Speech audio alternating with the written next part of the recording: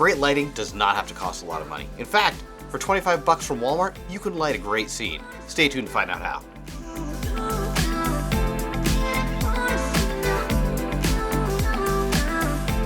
Production lighting can easily run hundreds, if not thousands of dollars. It's not that those companies are just trying to mark up what you get on the shelf. There are legitimate benefits to that level of lighting.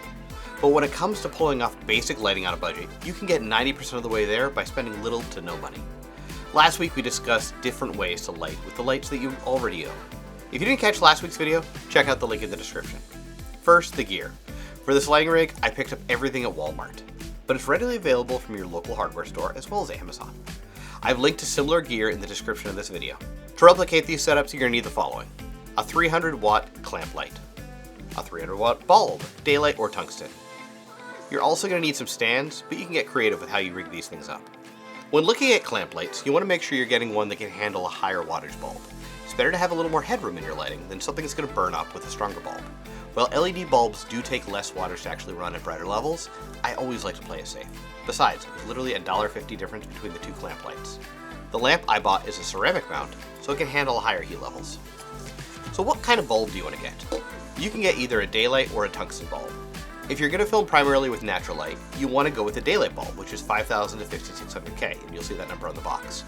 Or if you're going to mix it with the normal orange bulbs you usually see at a house at night, you're going to want a tungsten bulb, which is usually about 2,700 to 3,200K, once again, on the box. Remember, you want your lighting sources to match in most instances, so it's important to take that into consideration as you pick a bulb. For the bulbs, I picked up 300-watt LED bulbs. One thing to keep in mind is that even though you can get dimmable LED bulbs, you want to be careful when doing this. When you dim an LED bulb, especially a cheaper one, they tend to flicker when used in combination with a camera. It's not a guarantee that they'll do this, not all of them do, but you're going to want to run some tests using a dimmer with your setup. If you do find that your 300-watt bulb is flickering when you dim it, but you still need a dimmer light, it might be worth picking up a 200-watt bulb as well, so you can swap them out to get different light levels. So how can you use this light? It works the same way as the lights we discussed in last week's video. You can bounce it and diffuse it in order to get some flattering light on your subject. To give an example, let's look at this light bounced. This is actually the way I set up my lighting for last week's video. I used this exact light. Bouncing light. This is the easiest to show off. You're looking at it right now. It's the way I normally light my YouTube videos. I have the benefit of having angled ceilings in my office, so typically I'm going to set my light up at about 45 degrees from the spot that I'm sitting. And then I point it away from me, towards the wall and the ceiling, and then I let the light bounce off of that area to light my face. This also gives the added benefit of giving a nice soft light to my background as well, since the light fall off is pretty smooth as it comes to my desk.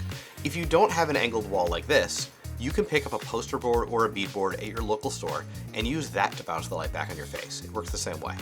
If you're cringing at the cheapness of using beadboard like that, take heart in knowing that the same tool is used on the set of many a Hollywood films. It's cheap, light, easy to rig, and bounces light beautifully. Just don't break it, otherwise you're going to be cleaning up beadboard from your floor for the next 3 years. Earlier I mentioned that there are in fact benefits to going with higher end lighting. The biggest benefits are in the quality of the lighting. Lighting created for a film set tends to have a better color rating, which basically just means that the color of the bulb is going to be closer in light quality to the advertised light temperature. For instance, a light that isn't highly rated, such as an off-the-shelf LED bulb, might have a slate green hue to it that creates a color cast in your shot, or a cheaper LED bulb might flicker on camera since it wasn't created with the shutter speed of a camera in mind. So how much does that matter? The flicker is going to be a big deal, but the lighting color cast most likely won't be noticed by the mass majority of your audience. If you're filming for Hollywood or a business, you're going to want to get the highest quality lighting you can get your hands on. If you're filming for your supporters and sharing stories on your smartphone, it's not always worth the additional investment. Now, if you are looking for some budget film lighting, I'd recommend taking a look at the Aperture Amaran series of lights, either the 60D or the 200D. If you want to film in tungsten, check out the X version of these lights because it can go from tungsten to daylight. These lights have a great look to them and they're not going to break your bank. So what creative links have you gone to light videos? I want you to share your stories in the comments and make sure, if you haven't already, to like and subscribe to follow along for more great smartphone storytelling content. And remember, it is not about the gear, it's the story that matters. The lamp I bought is a ceramic mount, so it can handle higher heat levels.